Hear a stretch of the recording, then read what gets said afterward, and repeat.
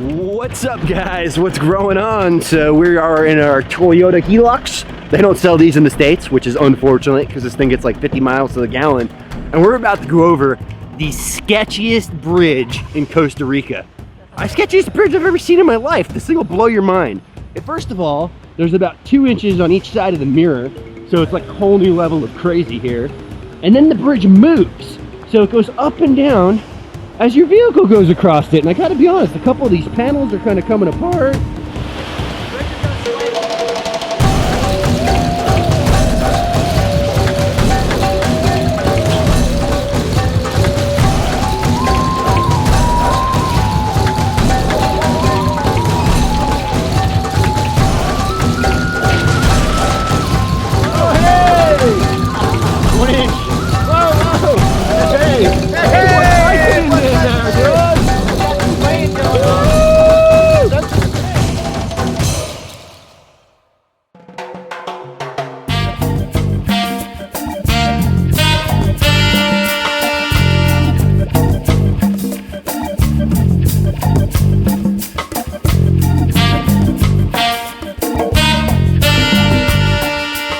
What's going on? Another epic farm tour. We're here with Brendan McKeon from Natural Living Designs, and he's going to show us around his farm.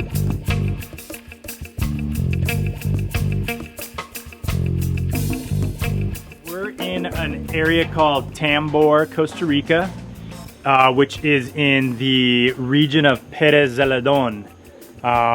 You know, it's we're south of the capital, San Jose, about 3 hours. And we currently, exactly where we are is right up against the Mount Chiripo slopes, which is one of the tallest mountains in Central America, 12,600 feet, right here in our backyard. We're right here in the foothills, and then as the crow flies, we're maybe 10 miles from the Pacific Ocean.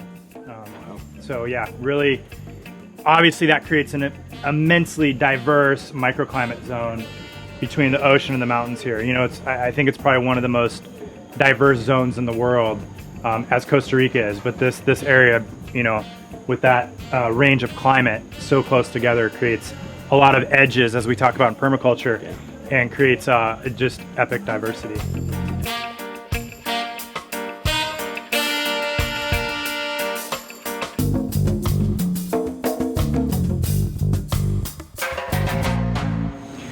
So right here we're standing in our yard outside our house, and we have all of our zone 0-1 really close to the house, kind of things that we use on a daily basis.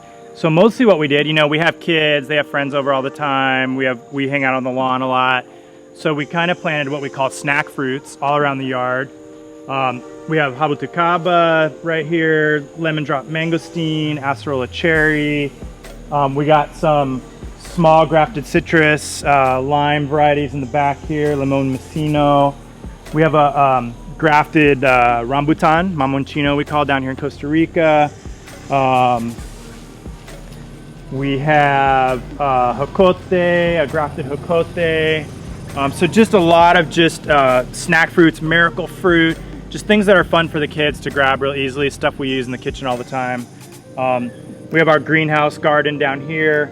Around our greenhouse, we do all of our root crops. We do all of our more delicate, you know, vegetables underneath the roof, underneath the polycarbonate roof. So yeah, this is our zone 0-1 zone right here.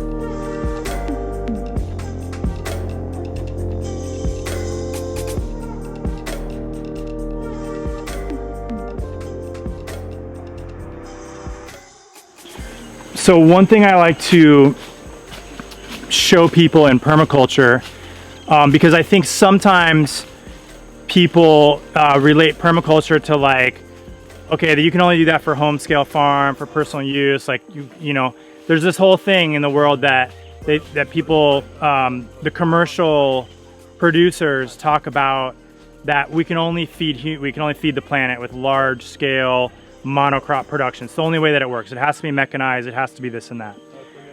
Which I disagree with 100%, and I think is actually what's going to create starvation on the planet over the next 50, 100 years. But saying that, I just want to point out like this system right here, because this is a permaculture system, but it's based on mainly one type of crop. So it is somewhat of a monocrop permaculture system, being Salak palm. But you can see with the Salak palm, it's not obviously a bare orchard. We have bananas in here. We have overstory nitrogen trees. We have some citrus going in here. So we still plant some mix in here, but I think it's important to relate that we really need to look at more of a macro scale when we're talking about these commercial production systems. And as long as, like on my 40 acres here, I certainly have areas where I have 100 avocado trees. Now, granted, those are planted with bananas, those are planted with nitrogen fixers, those are planted with other pollinating, flowering plants to attract beneficial insects. So that we're putting our permaculture practices into that. But it doesn't have to be where I have like one orange tree, one mangosteen tree, one, you know, that doesn't have to be how it is. We can create these very viable commercial production areas and crops systems under permaculture methodology. And, you know, I think that's something really important as permaculture is starting to go mainstream and go from the kind of backyard farmer level, which it has been for many, many years, to now it's becoming a mainstream word. Now it's really getting the spotlight, and people are starting to ask these questions of like, okay, can we feed the world with permaculture? And the answer is 100% yes, we can feed the world. We can feed the world much better and much more successfully for the next thousands and thousands and thousands of years compared to if we continue with our current day commercial mechanized farming methods where our soil is dead. We're going to basically, the world, we're going to starvation mode within a very short period of time. So let's hope we can all do this, you know, together.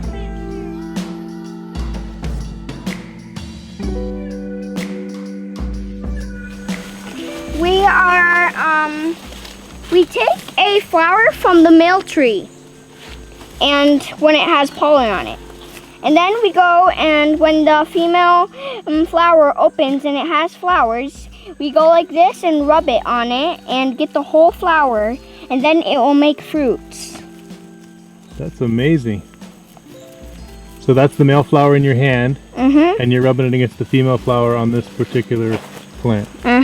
And do those come from the same tree or different trees? Different trees. That's awesome. And what kind of fruit is this? Salak. Salak, also called snake fruit, right? And in a Salak system, you want to have about 25% males and 75% females is the ideal distribution. And they will self-pollinate, and you will get fruits, but you get much higher fruit count if you hand pollinate. So we come through, you know, on a regular basis and hand pollinate. And you propagate these by ehos. You know you have a male plant. You take the male. You know you have a female. Yeah. So that's a good question. Basically, the way we do Salak orchard establishment is we will start from seed, and we'll use seed plants, and then we'll plant those out at 5 meters between trees and 5 meters between rows. Then what we do, once we know where our females and our males are, what we'll end up usually with is about a 50-50 mix with seed. And so we'll end up with about 50% females, 50% males. Then we'll come back and we'll take ehos off of our females and we'll plant in between each Salak. And so then in the end, we'll end up with 2.5 meters between trees and still 5 meters between rows.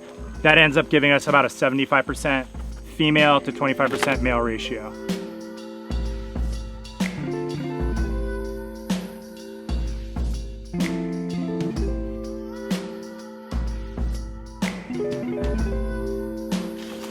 We plant one primary banana on the farm and on other projects that I do.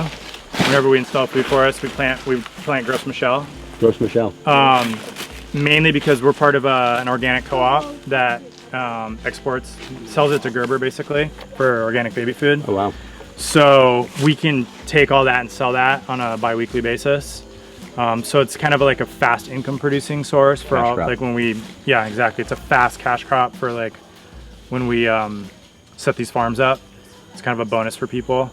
And so we generally work mostly with the Gros Michel, and then like around their house, maybe we'll plant another 10 different varieties of whatever, apple, bananas, and congos, and just, you know, more fun stuff. But But for the brunt of it, we go with the Gros Michel. It helps them get paid back a little bit quick. Yeah. Huh? Yeah.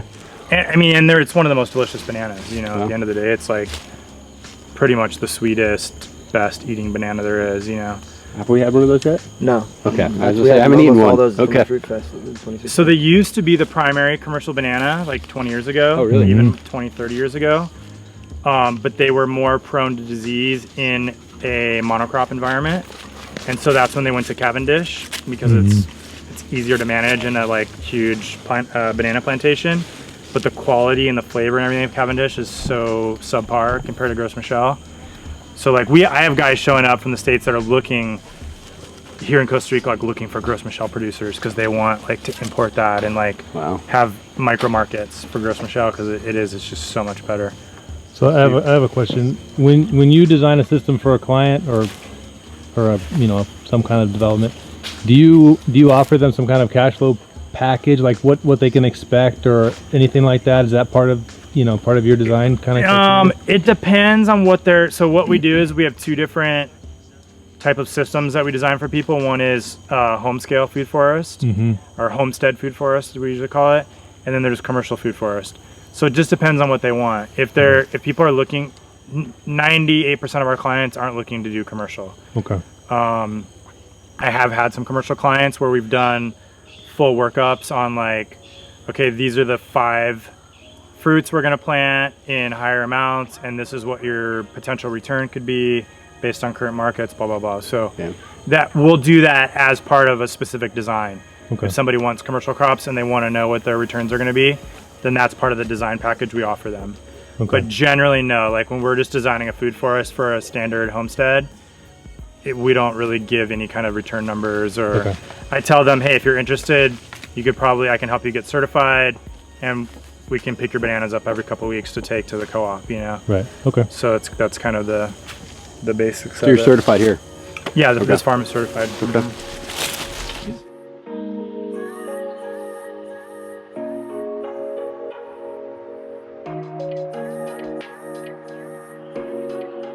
Isn't there a way, if people had a longer view, to create a food forest, a commercial food forest that actually pays? Yeah. But I don't see that much on it. I mean, I've been looking at it for years, like commercial food forest. It would seem if people could take like a long 20-year, 30-year view and had enough money up front, is there actually ways is there anything that you know of that's like an example of that? The best small scale example I know of, just because he's been around a long time, is Peter Kring over, like, he makes good money. He makes his living. He does other things on the side too, but he makes the brunt of his living at his local farmer's market in Puerto Viejo. Okay. And it's chocolate making. He makes good money with his chocolate. But his fruit, and he doesn't have, like, his intention originally wasn't like, I want to plant a super diverse food forest. He just planted a bunch of different stuff that no one else really had in Costa Rica. He brought Salac into the country. He's brought a lot of the stuff that's like now a lot of us are using. But you know, just with like his mangosteen and his chompadex and the stuff that nobody else has, like he does well.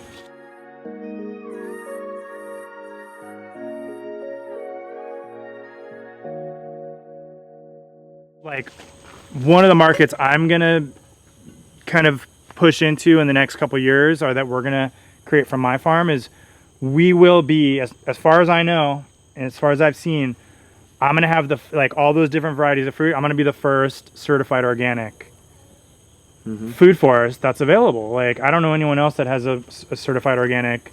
I know some in the works, but none to your scale. Yeah, no, and none of that are close to being mature, you know. Right. So I think we'll probably be the first to have jackfruit, chompadex, all these different crazy fruits certified organic, you know. And so we'll be able to go into, you know, Tinamaste, Farmer Market, San Isidro, Vita Dominical, whatever. Like, again, like, my intention has never been to make my living from this farm.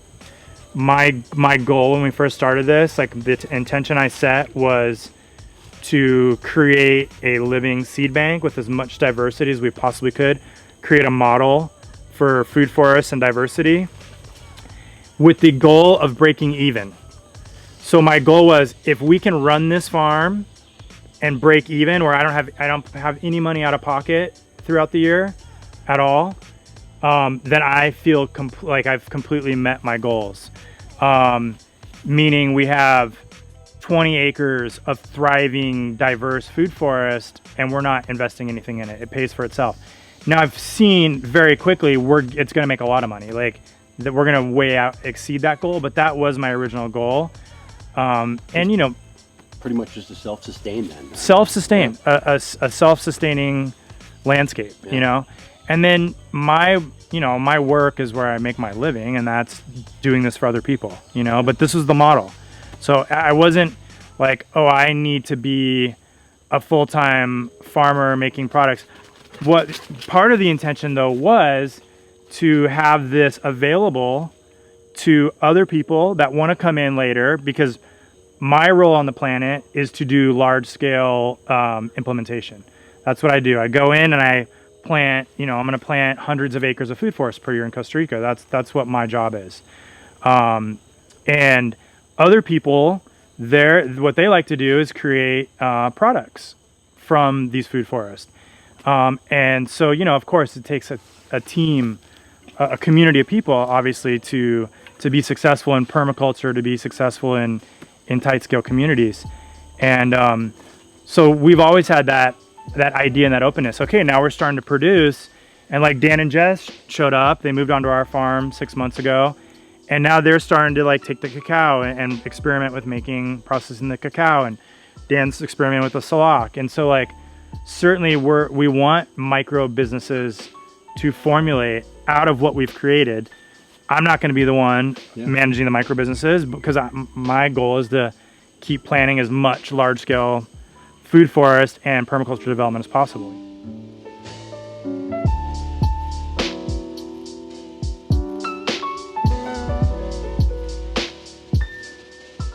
So right here, we're kind of in between two different systems. This side of the road, my homestead food forest, so it's right next to my house. I don't have more than 2 of any variety of trees planted in here, and we probably have 30 varieties, give or take, in this little zone. So that's stuff that's just for like my family, obviously way more than we'll ever need. But this is a homestead food forest. Now, if we look right next to us on this side of the road, we have 200 cacao plants. Above that, we have 150, 200 salac plants. Above that, we have 100 breadfruit. Below this, we have 30 mangosteens. Again, totally planted food forest style, all interplanted with pollinators, all interplanted with bananas, all interplanted with, you know, in the cacao system, obviously, here we have light shade trees like, what is this one called? Kacha. Which is an excellent hardwood, light shade, bananas for shade in the cacao. But you know, everything's interplanted. We have pollinators in here. But this is more of a commercial scale system. So it's like, okay, we got commercial scale cacao here. We have commercial scale mangosteen right below that. Below that, we have our artocarpus system, which is somewhat commercial scale with breadfruit and meringue and you know, the different artocarpus varieties. So that, you know, we've done a mix of both on the farm, basically. Nice.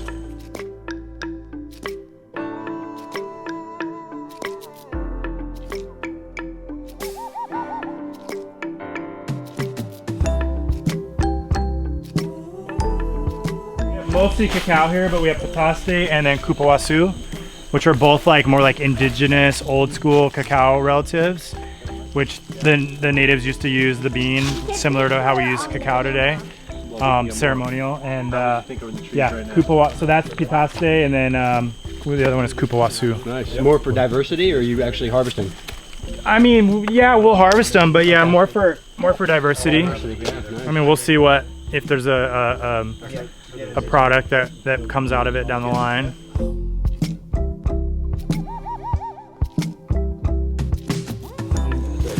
Dragon fruit, which we call pitaya here in Costa Rica, and we planted it. Dragon fruit is it's an air rooting tree, and we planted it on this tree, which is what we call watite. And the watite has like a spongy, soft bark. They use this a lot for orchids, actually. They just cut the trunks and put orchids on these. And so and it's really fast growing as well, and it's easy to shape. So we've lined a lot of our roads with the dragon fruit growing on this watite tree. Here we kind of have a seasonal creek that runs through the farm. And so what we did here is all along this seasonal creek, we planted water-loving species. This one right here that Julian's climbing is Malabar chestnut. This is a Malabar chestnut right here. And do these pop open on their own, or how's that? Yeah, the best thing to do is to let them fall and actually split. This is Malabar.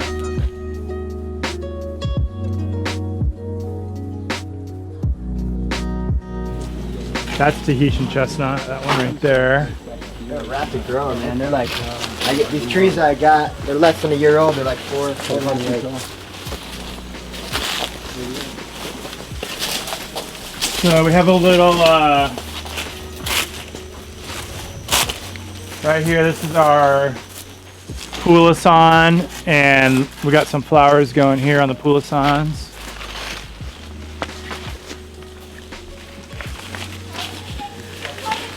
Oh, there we go. Rambutan relative. Not real showy, huh? No. I like these better than rambutan. Yeah. Oh, these are the little knobbly ones, right? Yeah, with the Purple skin, yeah. Yeah, those are good. I remember Oh, Poulasson, then we have longan. I love What longan. fruit is this one? Regular longan? This is poulasson. Oh, that's. We have, you know, honestly, I don't know. Is it Fiji longan or regular? This is regular. I have Fiji too, but So I thought that regular longans needed chill hours. I guess not. they like higher elevation Because they're getting them in Ochoa, they're getting fruit. And where we were just at. on the regular ones. Regular. Generally, the regular longans like higher altitude, and supposedly the Fijis are okay a little lower. Yeah, I mean, Jesse's got a heavy fruit setting with his Fiji longans. Yeah, the Fijis seem to be doing good at lower. But these do well up here. So is the breadfruit that we have behind us, is that a native plant to this area, or is that something that's been brought in? Breadfruit has been, it's been brought in. It's not a native to this area. Okay. And the interesting thing about breadfruit is it doesn't produce from seed. And so there's a project, I think it's called the International Breadfruit Association or something like that. And their goal is to, breadfruit produces it's one of the highest calorie producing crops for any given tree, any given a tree crop. And so therefore it has high potential to feed the world. And it's very easy to manage and maintain. You don't have to do a lot like you do with traditional annual crops. So it's just a really good thing. And so they're trying to spread this around the planet. And we have a friend that works with them as the representative here in Costa Rica. And what they're actually doing is cell grafting. So they're cell grafting and then planting those out in a somewhat sterile laboratory type environment. It's not genetically modified, it's nothing like that. They're using the actual cells from the actual breadfruit trees. Would that be akin to tissue culture, or is that you think that's Similar to tissue culture. Exactly, yeah. And I don't know, it might be tissue culture. I don't know thing. exactly the ins and outs of it, but it's something along those lines. And so, but because it doesn't produce seed, breadfruits will produce an eho, but like very irregularly, like maybe every few years you'll get one eho. And so they've come up with this method in order to reproduce them. So we got maybe 100 trees from him, planted maybe 50 or 60 in our farm, and I've spread those around to other food forests and projects that we're working on as well. awesome? And do you guys call it ulu here? Do you have a name? Do you have a local name for it at all yet? Fruta de pan Fruta de pan. is Okay. would be the Costa Rican name.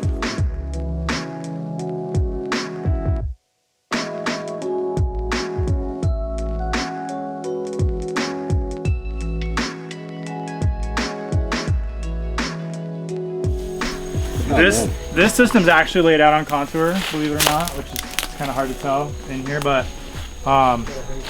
this is like a bowl kind of going like that. So we actually have the contours running, like they're almost like in line with the road. So they start up there and the contours go like that. So we have these kind of bowl-shaped contour lines happening. Acai palm. Is there much commercial growth of these yet, or is this a new thing for this Not area? really. No, there's no commercial acai growth that I know of here in Costa Rica. Okay. We'll see how they do and whether it's viable. I have officially like 3 full-time guys, but my actual like crew is probably just in this neighborhood close to probably 12.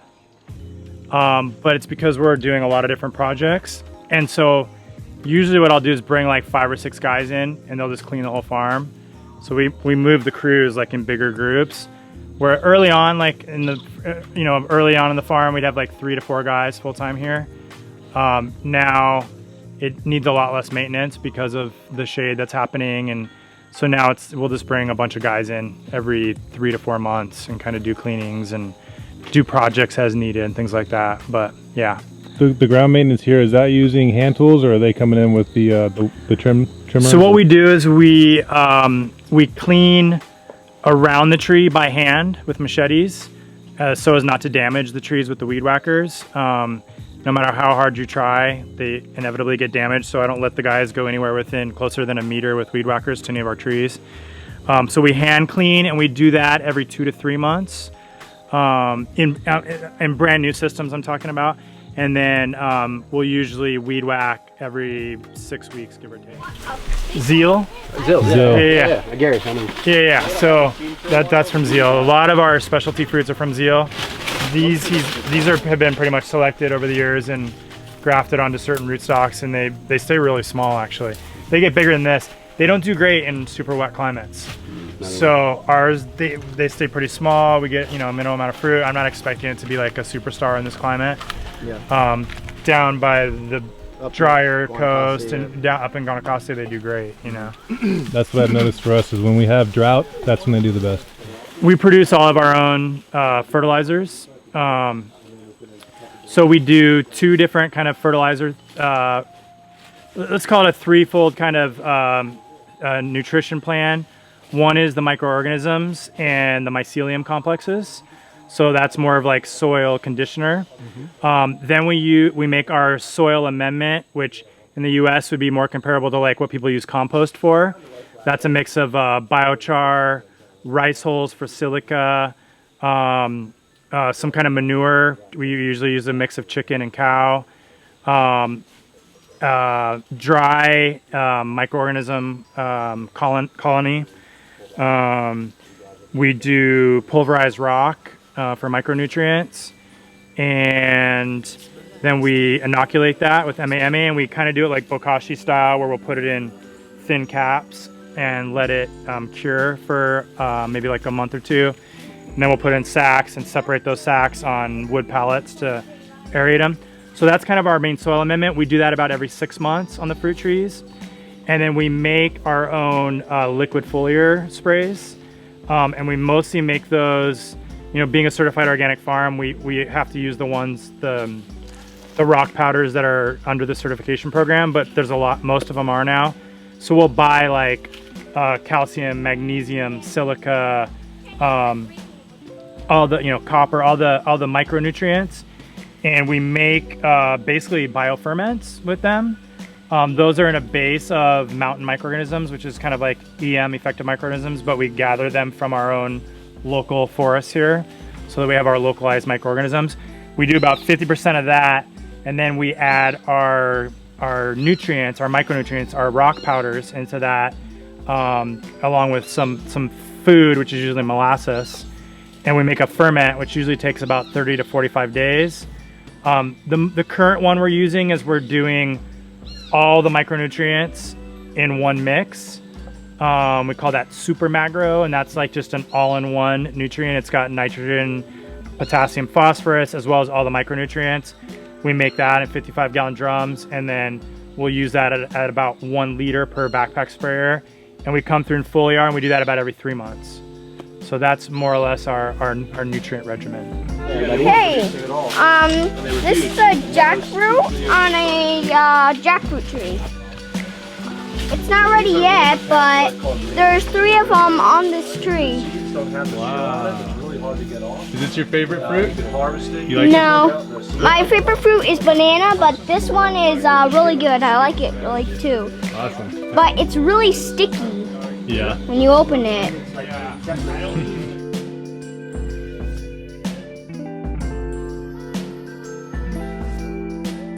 All right, Brendan, thank you for showing us around this epic farm. You're definitely doing some amazing work here in the country and all over the country. And this place is something else. And I guess we're going to another site now?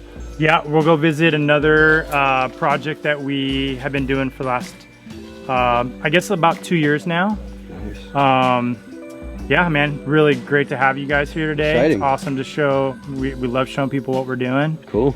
And so for the folks in Costa Rica that want this type of work, they want to find you, I mean, where are you at? How do we get to you? so the best way to find me, you can go on my YouTube channel, Koopa Wasu. You can go to, my company's called Natural Living Designs, and you can find me Brendan McKeon on Facebook and contact me directly.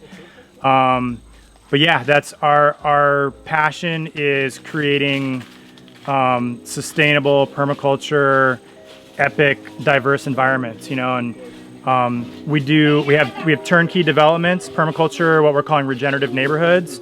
So we have some of those going on. And then we also help people find private land and develop their farms for them. So we can kind of work with the whole spectrum of, we do water systems, we do alternative electric, we do building, we do everything somebody could want. So, Nice. And we love what we do. And I think, as you can see, we're passionate about it. And the main goal is just to keep this growing, you know, keep it going, promote more permaculture around the planet. So thank you for Epic work, bro. Thank you for what you guys Yeah. are doing, man. I really appreciate it. Yeah. So you guys need to check Brendan's site out. We'll put the link in the description down below. Don't forget, like, subscribe, share. Check out Brendan's channel also. Be sure to subscribe to that one. Pound Dirt.